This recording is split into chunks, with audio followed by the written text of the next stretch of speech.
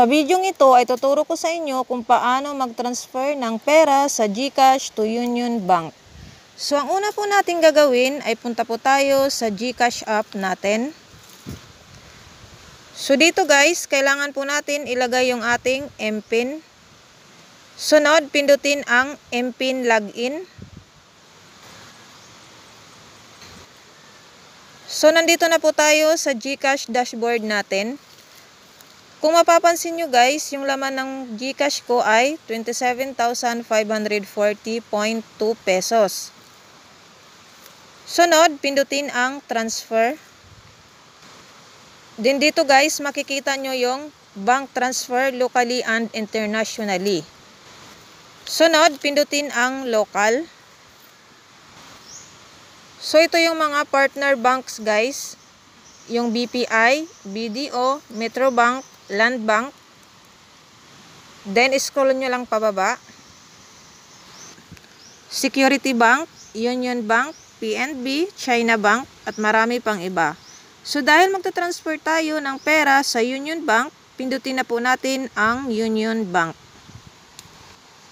Then may lalabas na ganito, Union Bank of the Philippines. So ilalagay nyo po dito guys yung amount kung magkano po yung ipapadala nyo. So ang maximum po ng amount na pwedeng ipadala ay 50,000 pesos. Then sunod yung account name naman guys. So maximum of 50 characters. Then sunod yung account number, 12 digit or 19 digits. Din dito naman sa send receipt to, option na lang po guys kung maglalagay kayo or hindi. So sa akin po kasi guys, meron po akong email address na nakalagay sa GCash account ko, kaya automatic po guys may nakalagay na siya. So dito guys, may makikita po kayong a 15 pesos fee will be charged per transaction. Then pag okay na, pag nalagyan nyo na po lahat, pindutin ang send money. Then may lalabas na ganito, transfer to. So dito guys, i-double check nyo na lang kung tama po yung details na inilagay nyo. So dito merong account name, account number, send receipt to, you're about to transfer, so yung amount, yung fee, and then yung total. Din dito sa baba guys, may nakalagay na, confirmed transactions will not be refunded.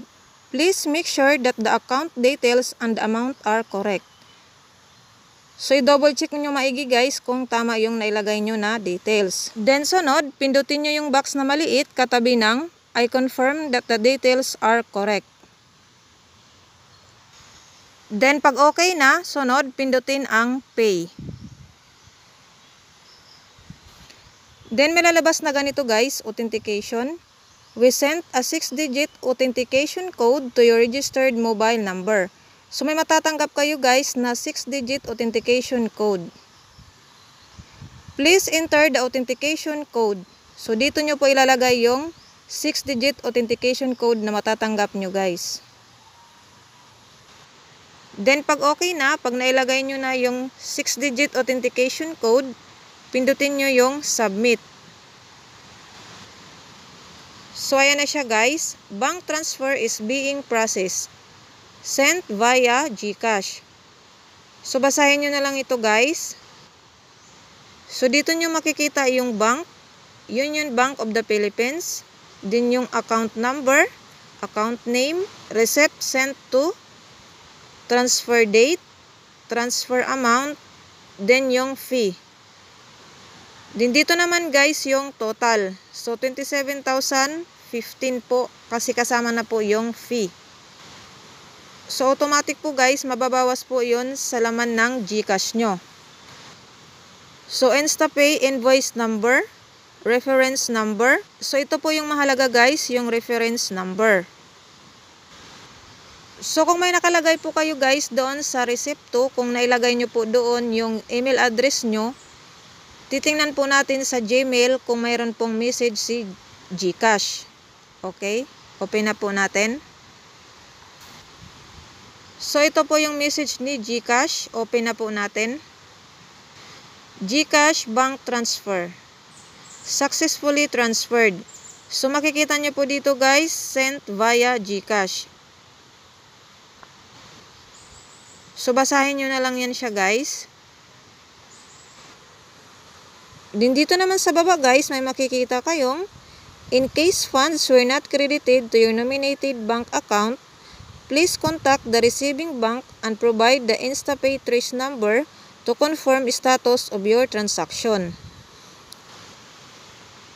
So, isave nyo lang po ito guys kasi ito po yung magiging receipt nyo. Then sa GCash inbox nyo naman po guys, may matatanggap po kayong notification. Your bank transfer status. So, basahin nyo na lang po guys. So, sa akin po guys, chinek ko na po agad yung Union Bank app ko kung pumasok na po yung amount. So, 3 to 5 minutes po guys, natanggap ko na po yung amount na sinend ko. So, ganun lang po kadali guys kung paano mag-transfer ng pera sa GCash to Union Bank. So, kung may katanungan po kayo, comment lang po kayo sa comment section.